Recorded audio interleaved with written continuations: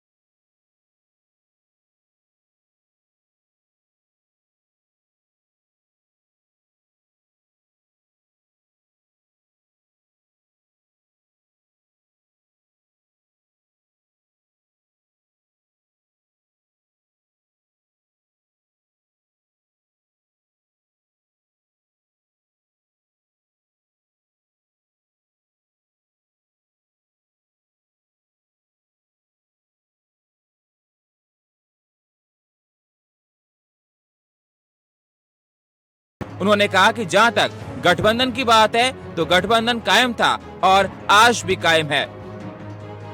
कांग्रेस की देश में भूमिका है, उसे कोई इनकार नहीं कर सकता। पटना में एक बैठक बुलाई गई है, पहले 12 तारीख को हुई थी, मैं भी वहाँ जा रहा था। 23 तारीख को हम देखते हैं उसमें क्या चर्चा निकलती है। लेकिन नेशनल फ्रेमवर्क में विपक्ष की भूमिका में कांग्रेस की। वहीं बिहार के सीएम नीतीश कुमार ने 23 जून को बिहार में विपक्षी दलों की बैठक बुलाई है। इस बैठक में कांग्रेस अध्यक्ष मल्लिकार्जुन खड़गे और राहुल गांधी भी शामिल होने वाले हैं। उधर अखिलेश यादव और जयंत चौधरी भी इसमें शामिल होंगे। यूपी में 2024 के चुनाव को लेकर गठबंधन के सवाल पर अखिलेश लगातार कहते आए हैं कि यहाँ की सबसे बड़ी पार्टी के नेतृत्व यानी कि सपा के नेतृत्व में विपक्षी गठबंधन बनना चाहिए। जयंत और अखिलेश यूपी में चुनावी प्रैक्टिकल पहले भी कर चुके हैं। जयंत चौधरी राज्यसभा में सांसद अखिलेश यादव के समर्थन से ही हैं। ऐसे में जयंत चौधरी का कांग्रेस को लेकर नरम रुख क्या कुछ नया सियासी संदेश देखा, ये आने वाला वक्त ही बताएगा। हाँ, हालांकि कांग्रेस की तरफ से जयंत का झुकाव राजनीतिक गलियारों में तमाम सवाल खड़े जरूर कर रहा है। जयंत का ये बयान साफ कर रहा कि उनका इंटरेस्ट कांग्रेस में ज्यादा है। लेकिन सवाल इस बात का खड़ा हो रहा है कि 24 में यूपी में सीटों का बंटवारा किस प्रकार होगा। क्या आरएलडी, एसपी कांग्रेस साथ लाएंगे या आरएलडी और कांग्रेस का गठबंधन होगा, ये देखने वाली बात होगी। Bureau report, India voice, Lucknow.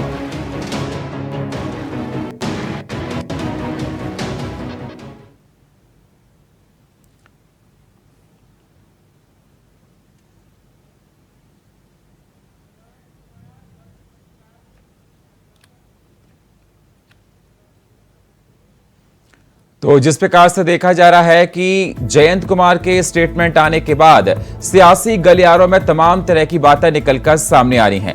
23 जून को पटना में सभी मीटिंग होने वाली, जिसमें तमाम विपक्ष एक हो रहा है। लेकिन सवाल इस बात का निकल कर आ रहा है कि अगर जयंत चौधरी कांग्रेस के साथ जाते हैं तो क्या अखिलेश के साथ अलायंस बना रहेगा।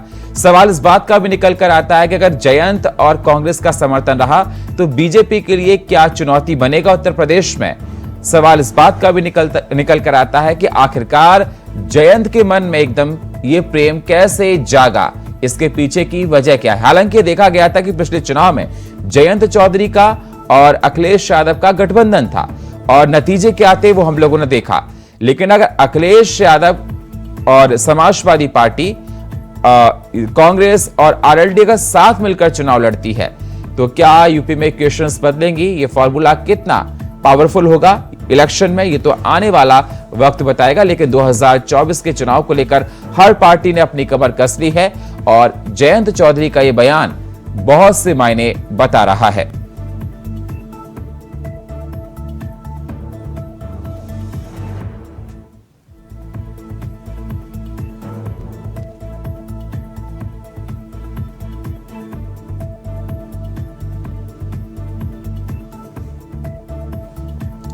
तो 2024 में जयंत किसके साथ जाएंगे, सवाल इस बात का है। लेकिन जिस प्रकार से जयंत ने बिजनौर में कहा कि कांग्रेस अच्छा कर रही है, कांग्रेस को मेन पार्टी मानते हैं, तो कहीं ना कहीं इशारों में बहुत सारी बात उन्होंने कही।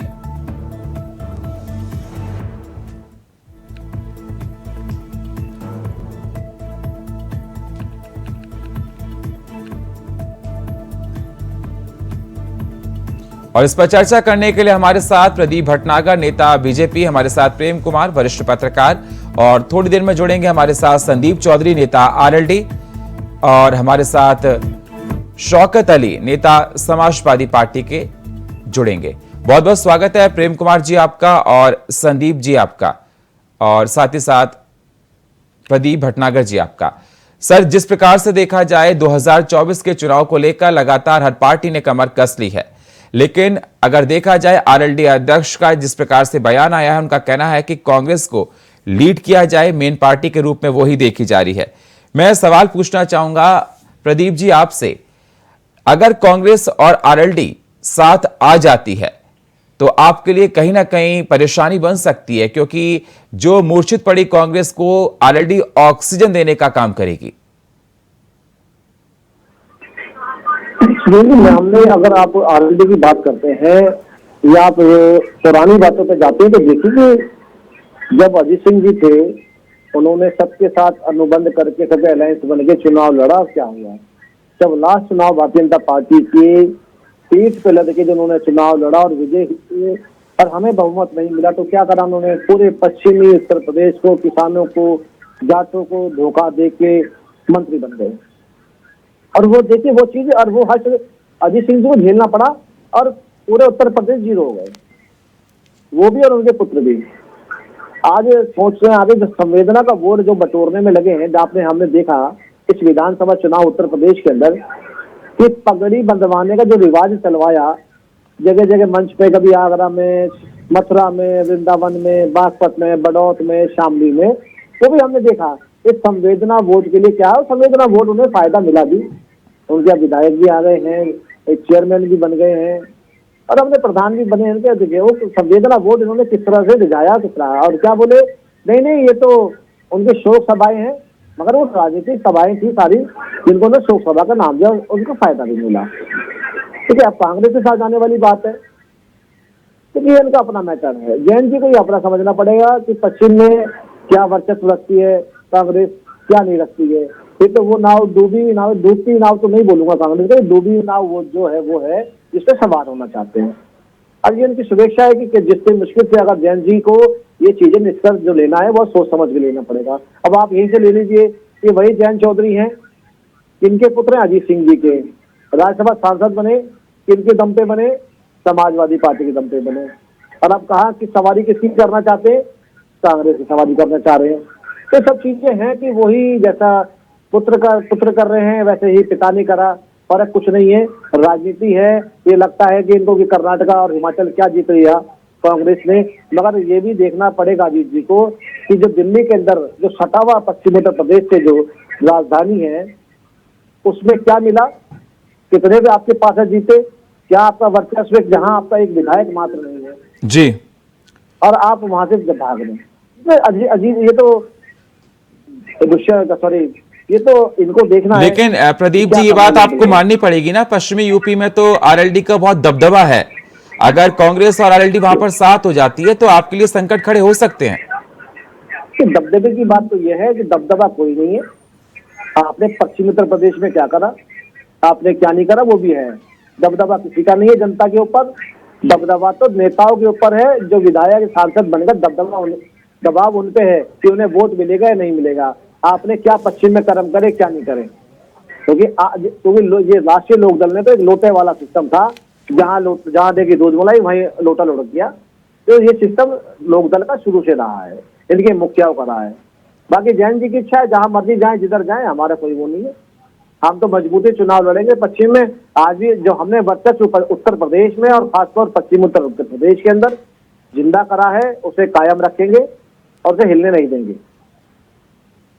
बिल्कुल, हमारे साथ प्रेम कुमार वरिष्ठ पत्रकार जुड़े हुए हैं। प्रेम जी, मैं सवाल आपसे लेना चाहूंगा सर, जिस प्रकार से देखा जाए 2024 को लेकर तैयारियां लगभग हर पार्टी करने लगी है और 23 जून को देखा जा रहा है कि सभी विपक्षी दल पटना में मिल रहे हैं, जिसके अध्यक्ष सभी को पता है कि नीतीश कुमार कर रहे हैं और जिसमें आरएलडी और समाजवादी पार्टी के अखिलेश यादव भी मिलेंगे और राहुल गांधी, मल्लिकार्जुन खड़गे, तमाम बड़े बड़े पार्टियों के नेता इसमें शामिल होने जा रहे हैं।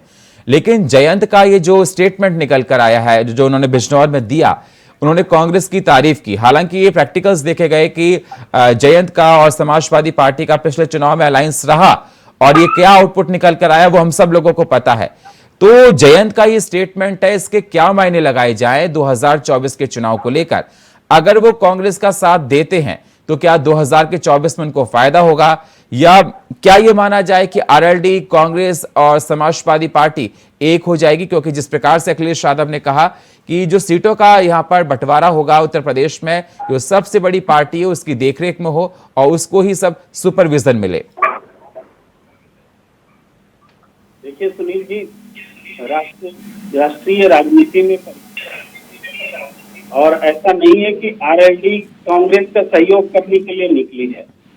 कोई पार्टी म्यूचुअल जो फायदे के लिए ही गठबंधन करती है, चाहे आरएलडी हो चाहे समाजवादी पार्टी हो। इनका भी गठबंधन जो हुआ तो इनके वोटों का ट्रांसफर भी हुआ और एक जो मजबूत विपक्ष आज उत्तर प्रदेश में है तो उसकी वजह है कि ये दोनों मिलकर चुनाव लड़े और उसके नतीजे। अब राष्ट्रीय परिप्रेक्ष्य में फिजा बदली है। फिजा इस रूप में बदली है कि जो वर्तमान सरकार के, नरेंद्र मोदी जी की सरकार के जो विरोधी वोट है उसका लीडरशिप अब कांग्रेस करती हुई दिख रही है राष्ट्रीय स्तर पर। तो मोदी विरोधी वोट कांग्रेस के प्रति अट्रैक्ट हो रही। तो जब मोदी विरोधी वोट ही तो गैर बीजेपी दलों को में आपस में बंटना है या मिलना, तो आरएलडी को भी लगता है कि अपने इलाके में कांग्रेस के साथ अगर मिल करके अलायंस करते हैं तो वो कांग्रेस के वोट जो कि राष्ट्रीय परिप्रेक्ष्य में कांग्रेस के साथ रहने वाली है, बीजेपी के विरोध में रहने वाली है, तो अगर टाइप करते हैं तो हमें कुछ सीटों पर वो वोट ट्रांसफरेबल होंगे। कांग्रेस ने ये जो अर्जित की है क्षमता बीते दिनों, तो इस अर्जित की हुई क्षमता का नतीजा है कि पूरे देश में कांग्रेस के लिए एक अलग रुझान पैदा हुआ है। तो आरएलडी और इवन समाजवादी पार्टी भी आप देखेंगे आने वाले समय में इन तीनों को मिल करके विपक्ष में ये लोकसभा का चुनाव लड़ेंगे। इसके आसार दिख रहे हैं, कोई ऑफिशियल बयान नहीं आया है, लेकिन पटना में जो विपक्ष की बैठक हो रही है उसके बाद ये रूप जो है आपको देखने को मिल सकता है। ठीक है, मेरे साथ संदीप चौधरी जी जुड़े हैं, आरएलडी के नेता हैं। बहुत बहुत स्वागत सर, आप थोड़ा लेट आए। संदीप जी, मेरा सवाल आपसे है कि आप तो जिस प्रकार से देखा जाए आरएलडी से जो अध्यक्ष हैं, आपको पता होगा कि जयंत जी, उनका जो स्टेटमेंट निकल कर आया जिन्होंने बिजनौर में दिया, वो कहीं ना कहीं ये देखा जा रहा है कि कांग्रेस के साथ जाते हुए दिखाई दे रहे हैं। मैं आपसे जानना चाहता हूं कि जयंत में एकदम कैसे से कांग्रेस का इतना प्रेम आ गया? देखिए सुनील जी, बहुत अच्छी बात आपने कही। जहां तक जयंत जी की बात है, जयंत जी बहुत सरल स्वभाव के इंसान हैं और जो सच्चाई होती है वो उसको सामने रखते हैं। आज की तारीख में मुख्य विपक्ष के रूप में अगर आप देश भर में नजर दौड़ाएं तो कांग्रेस सबसे मजबूत विपक्ष के रूप में है। आपने हाल ही में देखा कर्नाटक में कैसे बीजेपी को रिप्लेस कर दिया, आपने देखा था राजस्थान के अंदर कैसे बीजेपी को रिप्लेस किया था, आपने देखा छत्तीसगढ़ के अंदर कैसे बीजेपी को कांग्रेस ने रिप्लेस किया, आपने देखा हिमाचल के अंदर कैसे बीजेपी को, तमाम ऐसे राज्य हैं जहां से बीजेपी को रिप्लेस किया गया, उसमें कांग्रेस का बहुत बड़ा योगदान है। तो कांग्रेस को आप नजरअंदाज नहीं कर सकते और जो यूपीए चेयरपर्सन है वो भी सोनिया जी हैं। तो अगर आप चाहते हैं कि विपक्ष की भूमिका निभाई जाए और संगठित होकर के निभाई जाए, क्योंकि संगठन जब बनाया जाता है वो राजनीतिक फायदों को देखकर बनाया जाता है और संगठन केवल बीजेपी का नहीं, कांग्रेस का नहीं है, बीजेपी का भी संगठन है। बीजेपी ने भी आपने देखा तमाम नेताओं, महबूबा मुफ्ती के साथ भी आपने देखा होगा, नीतीश कुमार जी के साथ भी आपने देखा होगा, तमाम ऐसे नेता हैं नॉर्थ से साउथ तक, ईस्ट से वेस्ट तक, जिसके साथ बीजेपी ने भी गठबंधन किए हैं और सरकारें बनाई भी हैं और चलाई भी हैं। तो आज की तारीख में मुझे लगता है जयंत जी ने जो बात कही है वो सही है। अगर किसी को कांग्रेस से कोई नाराजगी हो सकती है, किसी दल को, वो सपा को भी हो सकती है, वो दूसरे दलों में भी किसी को हो सकती है, तो मुझे लगता है वो नाराजगियों को समय रहते दूर करके, और विपक्ष को भी अगर अच्छा मजबूत विपक्ष देना है बीजेपी संदीप जी, कहीं ऐसा ना हो कि जयंत जी सपा को नाराज कर दें जिससे आपका नुकसान हो जाए। ठीक है, राजनीति में जब आप मैदान में उतरते हैं, अगर आप नहीं बोलेंगे, आप एक दूसरे के साथ संवाद नहीं करेंगे, आप अपने दिल की बात नहीं करेंगे, तो भी नुकसान हो सकता है। राजनीति में नफा और नुकसान लगा रहता है। जिस तरीके से बिजनेस व्यक्ति करता है, बिजनेस में 100% गारंटी नहीं होती फायदे की, इसी तरीके। लेकिन जयंत जी नफा और नुकसान दिखे बिना बात करते हैं, क्योंकि मैंने आपको पहले ही बताया सरल स्वभाव के इंसान है। उनके अंदर कोई चाटुकारिता या किसी इस तरीके की कोई बात आपने कभी देखी नहीं होगी। और हिंदुस्तान की राजनीति में एक ऐसा परिवार यही है, चाहे विपक्ष के लोग रहे हों, चाहे आपने कभी मोदी जी को भी इस परिवार के खिलाफ बोलते नहीं सुना होगा, आपने अमित शाह जी को भी कभी अजीत सिंह जी के खिलाफ बोलते हुए, चौधरी चरण सिंह के खिलाफ बोलते हुए या जयंत जी के खिलाफ बोलते हुए नहीं सुना होगा। बहुत सारे आपने चुनाव देखे होंगे। इसलिए फर्क है इन लोगों में। ये जो बात कहते हैं वो एक किसान परिवार की तरह, किसान नेता की तरह कहते हैं। मैं प्रेम जी आपके पास आना चाहूंगा। प्रेम जी, जिस प्रकार से देखा जाए विपक्ष एकता की बात तो आप लोग कर रहे हैं, 23 तारीख को बता रहे हैं कि मीटिंग होने वाली, लेकिन आज जो देखा गया कि सुबह जीतन राम मांझी के बेटे ने जो इस्तीफा दे दिया, इससे बहुत सारे मायने लगाए जा रहे हैं। हालांकि ये थोड़ा सा, मैं एक तरफ विपक्ष एक होने की बात कह रहा है और अंदर ही उनके घर में फूट पड़ती हुई दिखाई दे रही है, तो क्या ये मायने लगाए जाएं कि पहले तो विपक्ष को ही अपना घर मजबूत करना चाहिए किसी को टक्कर देने के लिए, और जो 23 जो होने जा रही है 23 जून को इस मीटिंग, मैं आपसे जानना चाहता हूं कि आपको लगता है कि इसमें फॉर्मूला सेट हो पाएगा? देखिए, बिहार की राजनीति को थोड़ा समझना पड़ेगा। जीतन मांझी जी एनडीए में भी रहे हैं और मुख्यमंत्री भी रहे हैं। नीतीश कुमार जी ने उन्हें मुख्यमंत्री बनाया था। नहीं, मैं एक सेकंड प्रेम जी, मैं आपको थोड़ा सा वो कर दूं। मैं इसमें बता रहा हूं क्योंकि इस मीटिंग में जयंत भी जा रहे हैं, अखिलेश यादव भी जा रहे हैं, कांग्रेस की तरफ से राहुल गांधी और मल्लिकार्जुन खड़गे भी हैं।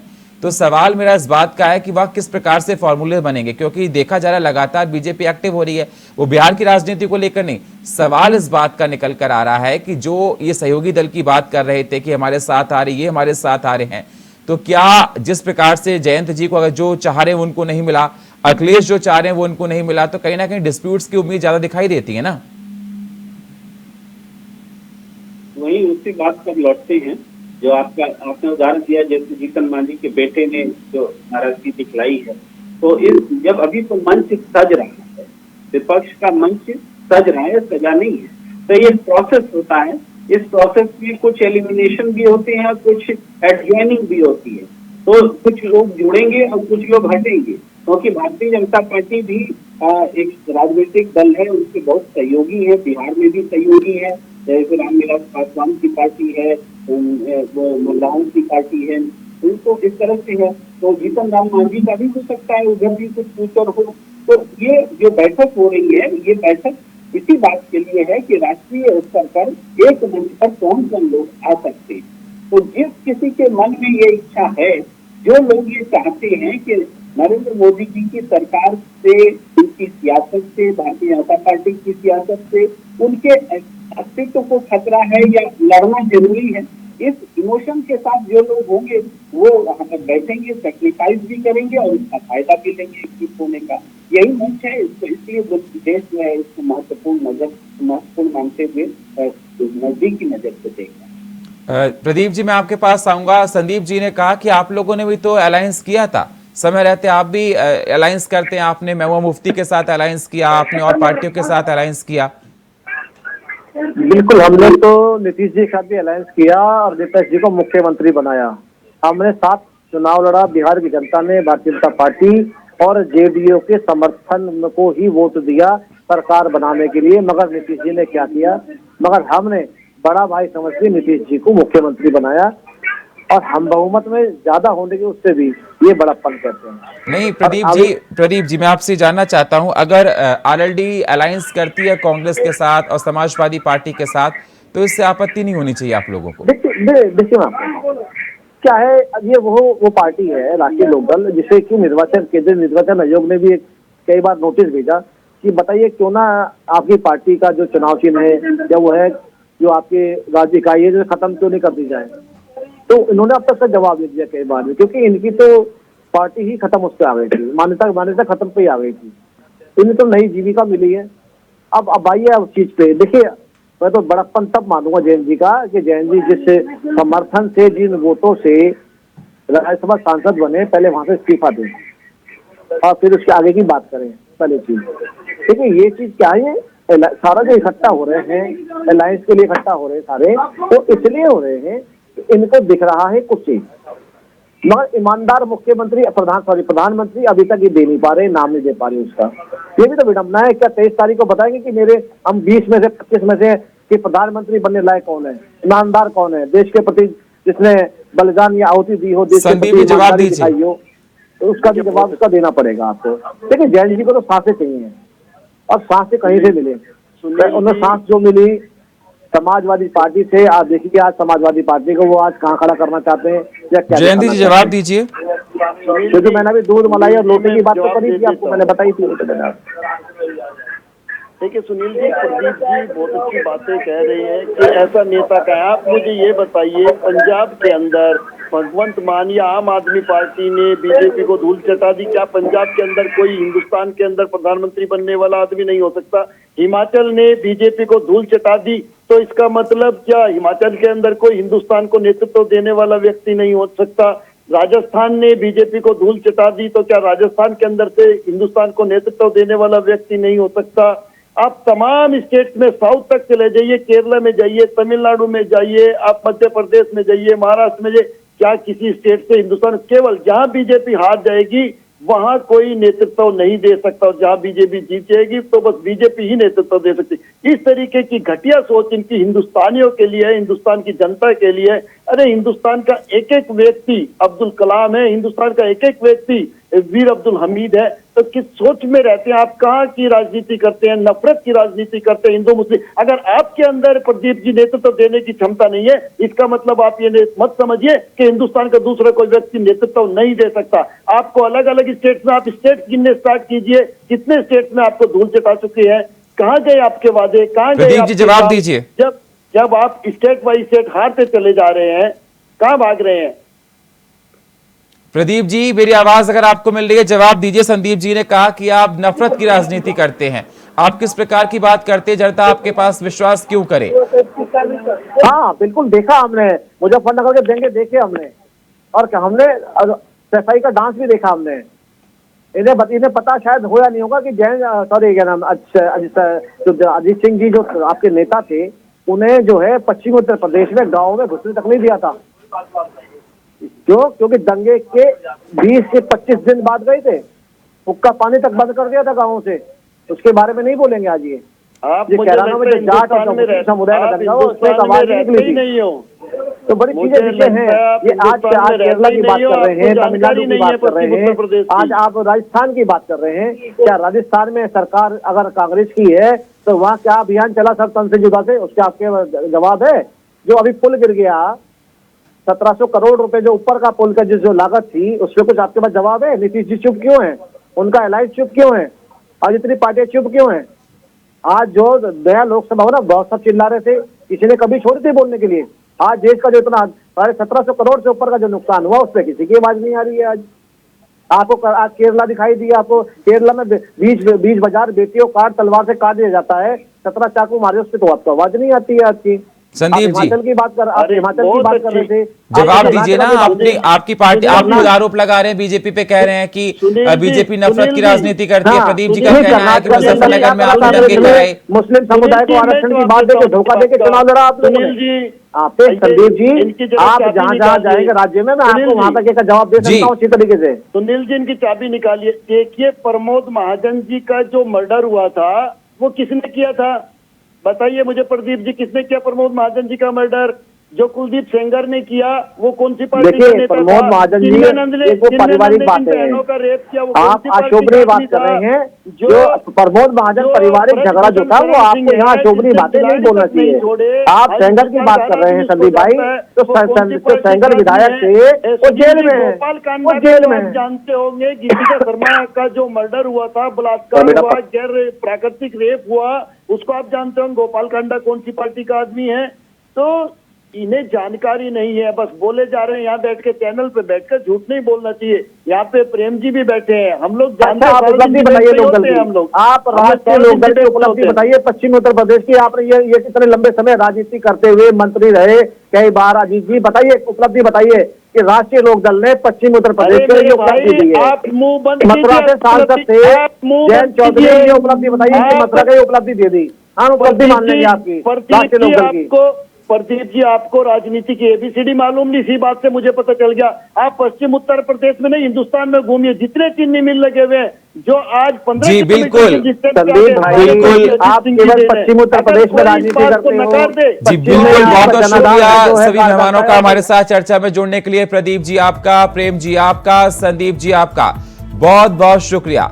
लेकिन सवाल इस बात का कि जिस प्रकार से आरएलडी ने कहा कांग्रेस का प्रेम उनका दिखाई दे रहा है, कि अब कयास लगाए जा रहे हैं क्या आरएलडी के अध्यक्ष कांग्रेस के साथ जाएंगे और 2024 में किस प्रकार से इक्वेशंस बनेंगी, ये आने और देखने वाली बात होगी। और फिलहाल हमारे इस खास प्रोग्राम में इतना ही। बाकी खबरों के लिए आप बने रहिए इंडिया वॉइस के साथ। तब तक के लिए नमस्कार।